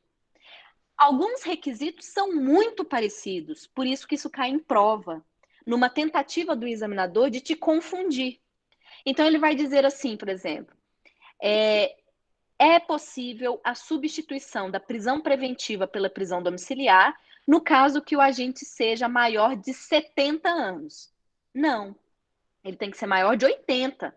Mas ele coloca essa idade, 70 anos, porque ela está descrita na Lei de Execução Penal. E aí, como você vai lembrar que tem os dois institutos nas duas legislações, você vai confundir e vai cair no peguinha de prova. Então, enquanto lá na LEP eu estou substituindo uma condenação em regime aberto, ou seja, ele já está numa fase final de cumprimento de pena dele. Por isso que os requisitos são mais brandos. Quando você pegar o inciso 1, diz maior de 70 anos, no código diz maior de 80. Quando você pegar o inciso 2, diz doença grave. No código diz extremamente debilitado por doença grave. Na LEP diz lá filho menor de 18 anos. No código diz menor de 6 anos. Então, os requisitos do Código de Processo Penal são sempre mais restritos que aqueles previstos na Lei de Execução Penal. Então, nós não podemos confundir. Tudo bem? Nós tivemos uma alteração legislativa importantíssima no Código de Processo Penal em 2018. Foi em dezembro de 2018. Então, isso Professora, ainda vem caindo muito em prova. Diga. pode voltar rapidinho no quadro, só para eu tirar um print do quadrinho, que deu tempo de anotar? Rapidinho. Tá, Thiago. Obrigado. Então, em 2018, a gente teve uma alteração legislativa Pronto, no obrigado. Código de Processo Penal, incluindo o artigo 318-A e o artigo 318-B.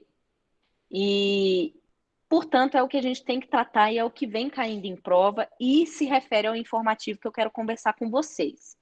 Olha o que diz o 318-A, principalmente, para a gente chegar, então, nesse informativo. A prisão preventiva imposta à mulher gestante ou que for mãe ou responsável por crianças ou pessoas com deficiência será substituída pela prisão domiciliar desde que 1. Não tenha cometido crime com violência ou grave ameaça à pessoa. 2. Não tenha cometido crime contra seu filho ou dependente. Veja só, vamos lá a exemplos a respeito desse 318-A.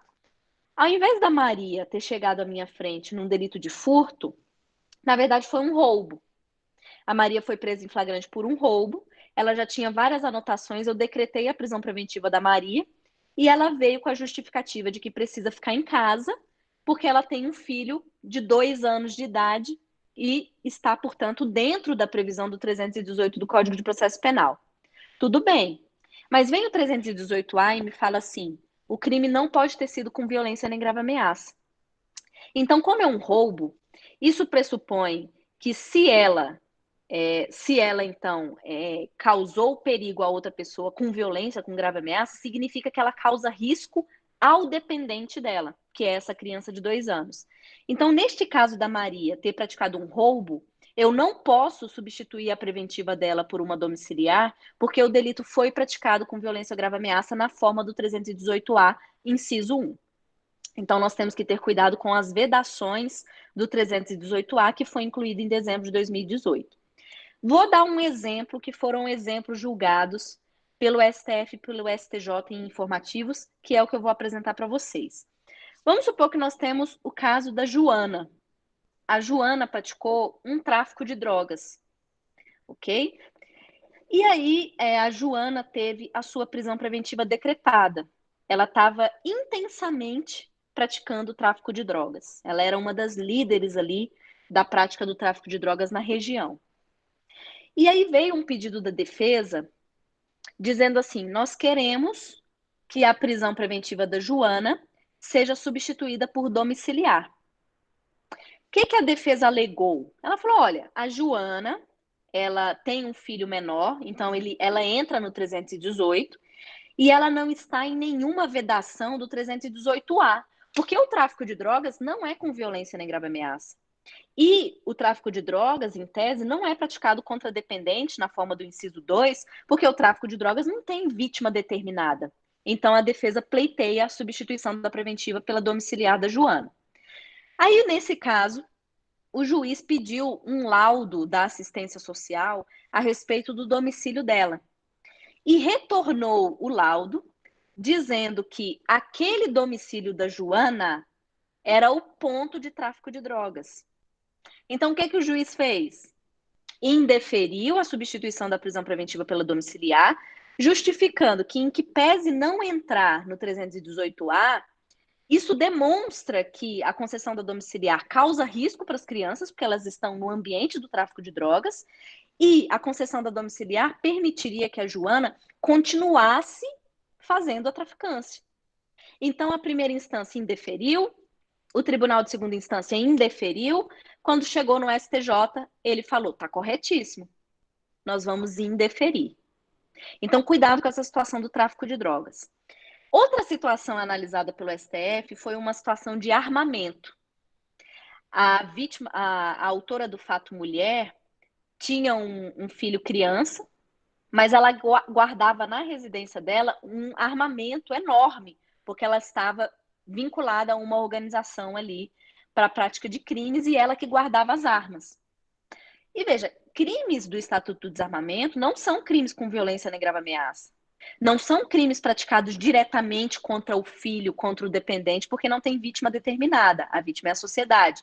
Mas o STF também achou correto indeferir a prisão domiciliar, porque estava sendo praticado no próprio domicílio e causava risco para os próprios dependentes, que era o que, em tese, justificaria a concessão da prisão domiciliar. Então, veja só, os dois julgados aqui. Nós temos, e esse informativo de 2018, olha lá, não é cabível a substituição da prisão preventiva pela domiciliar quando o crime é praticado na própria residência da agente, onde ela convive com os filhos. Diz ali no finalzinho do segundo parágrafo, o laudo pericial da assistência social destaca que a própria residência era o local em que ela praticava o crime, que nesse caso era um tráfico de drogas. Então, o STJ manteve o indeferimento dessa substituição, não concedeu a substituição. O outro julgado é o informativo 953 do STF, de setembro do ano passado. Então, olha lá. Vale ressaltar que nem toda mãe de criança deve ter o direito à prisão domiciliar ou a receber medida alternativa à prisão. De fato, em regra, é priorizar o convívio da mãe com a criança. Então, é realmente conceder a domiciliar com base no 312, no 318, mas não em todos os casos.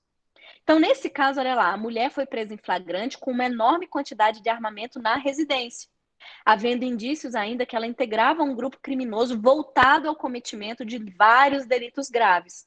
Então, o STF indeferiu, manteve o indeferimento de substituição da prisão preventiva pela domiciliar. Então, dentro desse tema, nós precisamos analisar o 317, conhecer as hipóteses do 318, comparar as hipóteses do 318 com o 117 da Lei de Execução Penal e estar atento ao 318A e ao 318B, que foram incluídos na legislação em dezembro de 2018, mas atento ainda a esses julgados, tanto do informativo 629 do STJ, quanto o informativo 953 do STF, que trouxe hipóteses que não se encaixam no 318A, mas que a prisão domiciliar deve ser indeferida por outros motivos, porque não teria como a legislação enumerar todos os motivos que justificassem algum indeferimento. Isso, na verdade, tem que ser visto no caso concreto. Então, no caso concreto, nós conseguimos citar na jurisprudência outras hipóteses em que a prisão domiciliar não vai ser concedida. E aí o 318B, que ainda não conversei com vocês, ele diz assim, a substituição de que trata, né, o 318 e 318A poderá ser efetuada sem prejuízo da aplicação concomitante das medidas alternativas previstas no 319. Explico.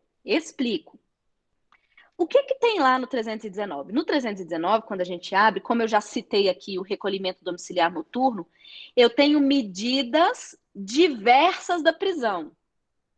Então, eu não tenho só a situação de prender ou soltar. Eu tenho medidas intermediárias.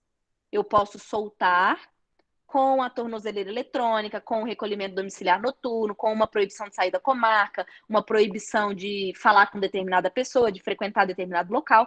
Eu tenho medidas que não são tão extremas quanto segregar cautelarmente a pessoa, como restringir a liberdade dela, mas medidas que restringem direitos. Só que, classicamente, a gente fala nessas medidas na concessão da liberdade provisória. Só que o que os tribunais superiores começaram a perceber, e os legisladores também, os juristas também? Que muitas vezes o juiz não concedia a prisão domiciliar por medo da pessoa não cumprir. Porque se você não fiscalizar a prisão domiciliar, é muito fácil a pessoa achar que não está presa. Então, antigamente, quando a prisão domiciliar não era fiscalizada, a pessoa ia ali no comércio, saía um pouco de casa, dava um pulinho ali não sei aonde. Alguém ia descobrir, porque a polícia ficava fiscalizando a pessoa o tempo inteiro. A polícia ficava atrás da pessoa o tempo inteiro para saber se ela está restrita na casa dela, cumprindo a prisão domiciliar? Não.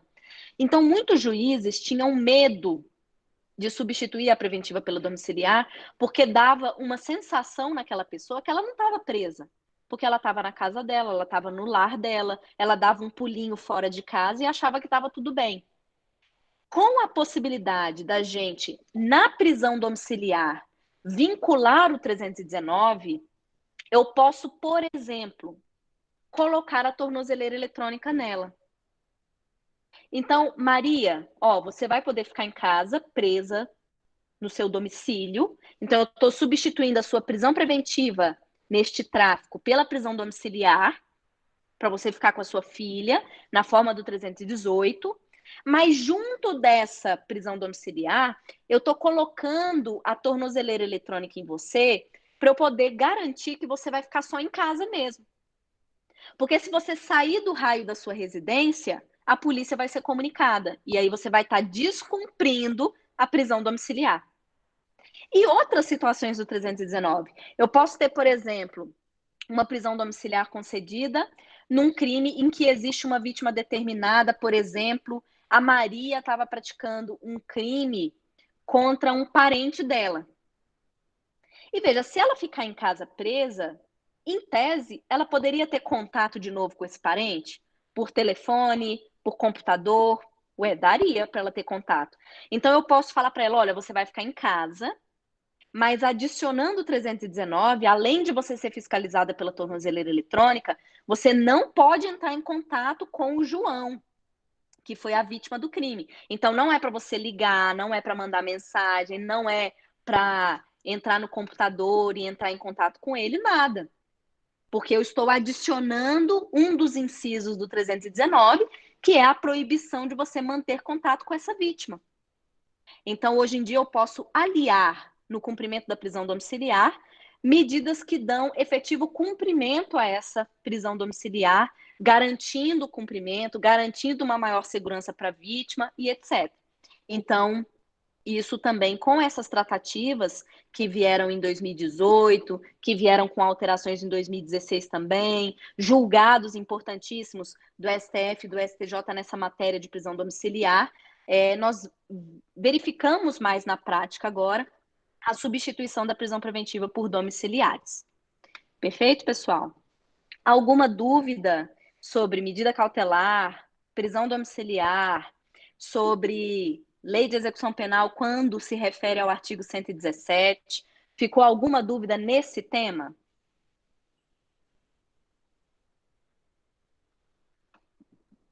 Não? Não? Beleza, pessoal. Vamos para o nosso próximo tema. No nosso próximo tema, nós vamos aqui conversar sobre suspensão condicional do processo, para a gente tratar de um informativo recente desse ano, bem interessante, que nos remete a outros informativos, para a gente ter aqui um pouco de atenção. Então, Letícia, só voltando, pessoal, a Letícia perguntou assim: em alguma modalidade de domiciliar não cabe monitoração eletrônica? Na verdade, isso vai ficar a critério do juiz, ele colocar ou não a monitoração e ver se tem à disposição essa tornozeleira eletrônica no estado. Tem estados que não tem muita, tem estados que já utilizam todas, tem que ver de acordo com a estrutura se tem à disposição a monitoração para ser colocada, ok?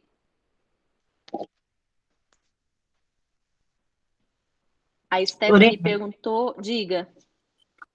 só uma dúvida que surgiu, Sim? lateral aqui. Em algumas situações em que o preso se oferece para adquirir tornozeleira eletrônico, isso é viável, é legítimo, legal, possível? Como é que a Ana, justiça está interferindo? eu nunca vi essa hipótese, porque como aqui no Distrito Federal a gente tem muita tornozeleira, a gente Uhum. tem 6.000 tornozeleiras, não são todas que estão sendo utilizadas, então eu nunca passei por essa situação. As tornozeleiras chegaram aqui no DF em 2017. Nesses 3 anos, nunca tive essa situação, porque eu sempre tive à disposição tornozeleira eletrônica. E os tribunais superiores, eles usam as nossas tornozeleiras. Então, tem tornozeleira para os tribunais superiores também, que seriam, naquela competência originária, aqueles réus que têm maior poder aquisitivo, vamos dizer assim, né? Agora, a Sim. realidade dos outros estados, eu não sei se tem essa situação dele querer adquirir tornozeleira para permitir a colocação de alguma. Nunca vi nenhuma remissão a isso nos outros estados. Não sei como que o juiz agiria nessa hipótese. Tá certo, obrigada. Nada. Bom, voltando aqui para o chat, pessoal, a Stephanie falou se tem alguma ressalva. Por exemplo, o filho passou mal, o filho pequeno, ou então precisou ir para o mercado, ela mora sozinha com o filho. Stephanie, como a gente leu no artigo 317, lá diz assim que ela tem que ficar só no domicílio, salvo com autorização judicial. Então, pode ser, por exemplo, que ela está sendo colocada em prisão domiciliar para cuidar do filho deficiente mental, com portador de necessidades especiais mentais. E a própria defesa ou a própria autora do fato informa para o juiz e fala assim: olha, toda quinta-feira ele precisa ir para uma consulta médica, ele precisa ir no hospital, ou então eu preciso levar ele na escola própria que ele tem. Não tem problema. O que o juiz vai fazer é colocar essa autorização na prisão domiciliar dele. Isso não tem problema, o 317 permite. Então, o juiz pode substituir a prisão preventiva pela domiciliar e, nas condições da prisão domiciliar, colocar lá: olha, todo dia tal, do horário tal até o horário tal, a pessoa está autorizada a ir ao hospital, a pessoa está autorizada a ir a tal local. Isso é plenamente possível, ok? Nada. Bom, voltando então, pessoal, encerrando esse assunto, vamos para essa situação da suspensão condicional do processo, para a gente tentar tratar pelo menos ali de mais 2 julgados, da suspensão condicional do processo e da situação de arquivamento, que são 2 julgados ali importantes para a gente poder encerrar a aula às 10 horas, como é o horário permitido. Na suspensão condicional do processo, lembre-se que nós estamos aqui adentrando na Lei 9.099, né, pessoal? Então, para quem estiver aí no computador ou com o seu Vadimeco, abra para mim o artigo 89 da Lei 9.099. A Lei 9.099, ela se refere ao juizado especial criminal, que dentro dos procedimentos do processo penal, nós temos os procedimentos comuns e os procedimentos especiais. Então, especial como? Eu tenho o tribunal do júri, eu tenho a lei de drogas, eu tenho todos ali procedimentos especiais previstos na legislação. E no procedimento comum, eu tenho 3. Eu tenho o procedimento comum ordinário, que é a partir do 394 do Código. Eu tenho o procedimento comum sumário, que é a partir do 531 do Código, e eu tenho sumaríssimo. Quando eu falo sumaríssimo, eu estou falando do juizado especial criminal, que tem uma lei própria, e aí eu tenho que ir lá para a Lei 9.099.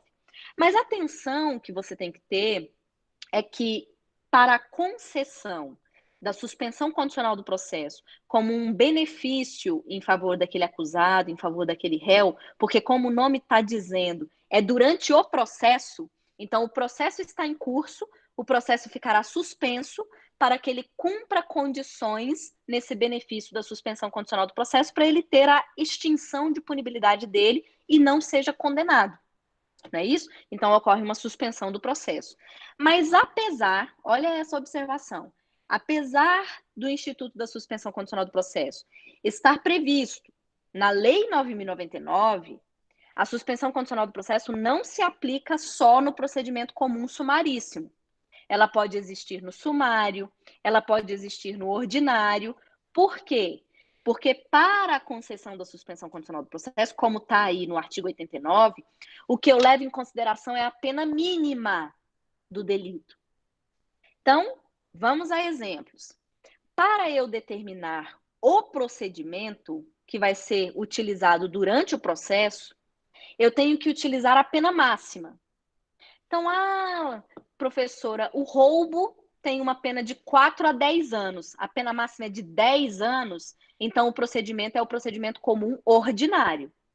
Porque a pena superior a 4 anos, igual ou superior a 4 anos, vai para o procedimento comum ordinário. Professora, não, é uma embriaguez ao volante. É de 1 a 3 anos, vamos supor. Há 3 anos como pena máxima, então é o procedimento comum sumário. Não, professor, é uma lesão corporal. A pena máxima é de 1 ano. Então é 1 ano, então entra na competência do juizado especial criminal, de acordo com o artigo 61 da lei. Então, para eu saber qual é o procedimento comum, eu levo em consideração a pena máxima em abstrato daquele tipo penal. Mas para eu saber se aquele acusado possui o direito de ter o benefício da suspensão condicional do processo, eu levo em consideração a pena mínima, que não pode ser superior a 1 ano. Então, exemplo, eu posso ter aí essa lesão corporal, que, vamos supor, tá? Eu não lembro na legislação, mas é um exemplo. 6 meses a 1 ano de reclusão.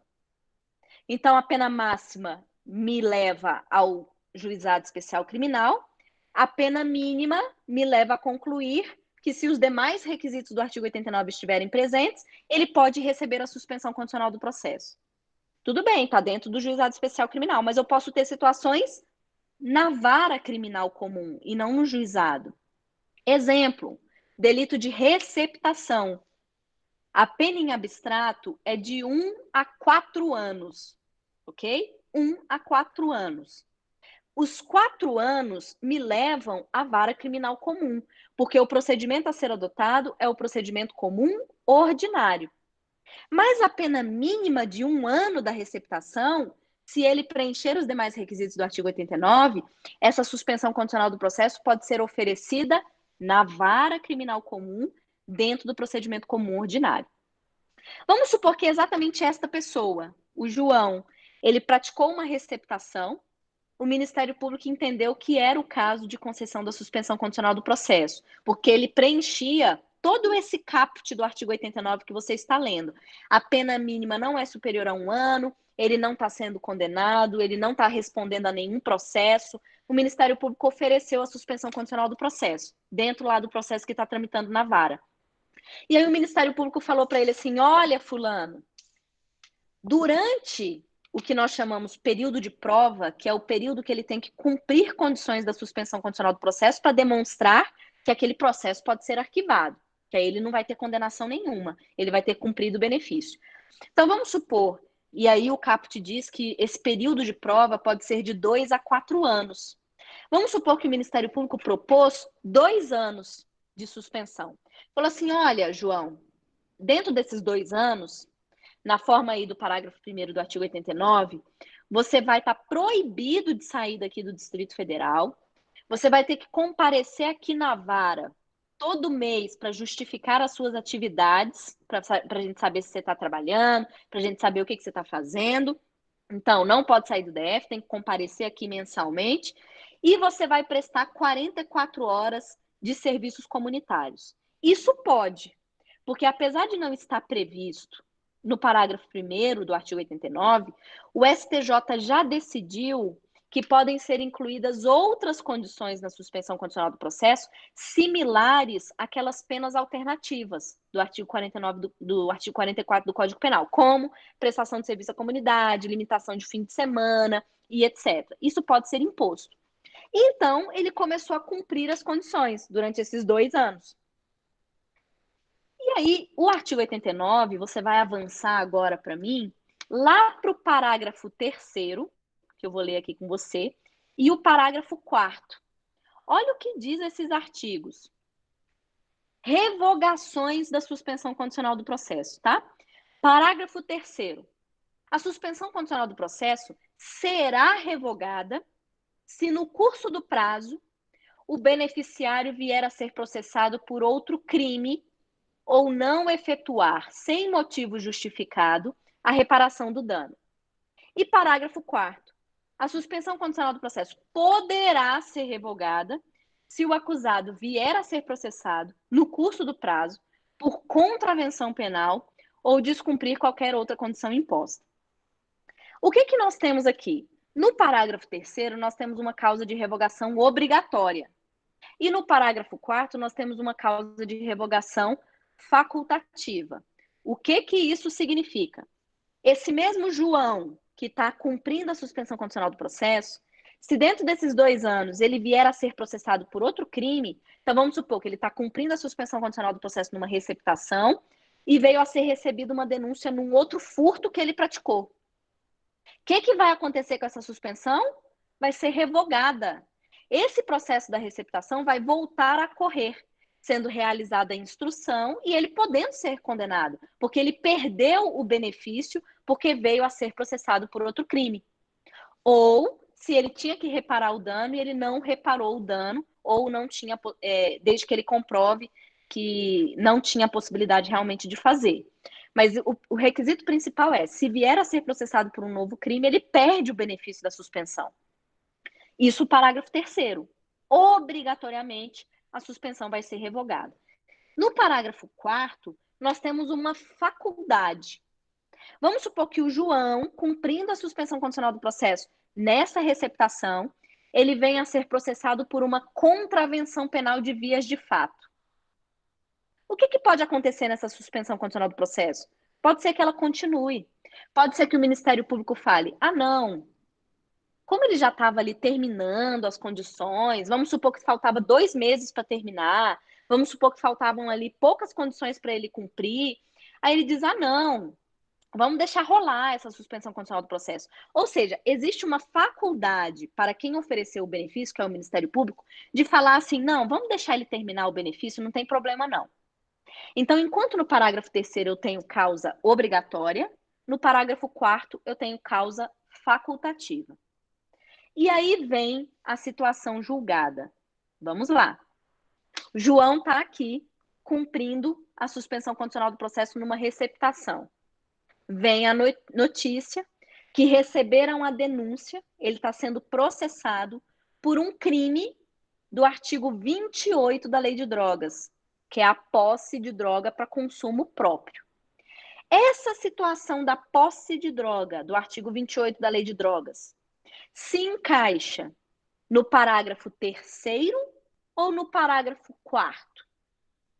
A resposta mais óbvia que você me daria seria a seguinte: ué, professora, você mesmo falou. O artigo 28 é crime. Sim, porque não houve descriminalização. Continua sendo crime, conforme o STF diz. O que ocorreu foi uma despenalização. Não existe pena privativa de liberdade no artigo 28. Eu tenho advertência, eu tenho prestação de serviço, eu tenho encaminhamento para palestras, eu tenho outras penas, mas não a pena privativa de liberdade. Então, ele continua sendo crime. Então, você iria me responder, tenho certeza, que ser processado pelo artigo 28 se encaixaria no parágrafo 3º e essa suspensão condicional do processo teria que ser revogada. Só que não é esse o raciocínio que você vai adotar. Veja só, a comparação que os tribunais superiores fazem é do artigo 28 com a contravenção penal. No artigo 28, eu sequer tenho pena de prisão. Na contravenção penal eu tenho pena de prisão? Tenho. Prisão simples, né? Se você abrir aí, contravenção penal de vias de fato, tem lá uma pena de 15 dias de prisão simples, 30 dias de prisão simples, mas é prisão. No artigo 28, nem isso eu tenho. Então, o que o STJ interpretou? Que se ele venha a ser processado pelo artigo 28 da Lei de Drogas, eu tenho que equiparar isso à contravenção penal, à situação do parágrafo 4º.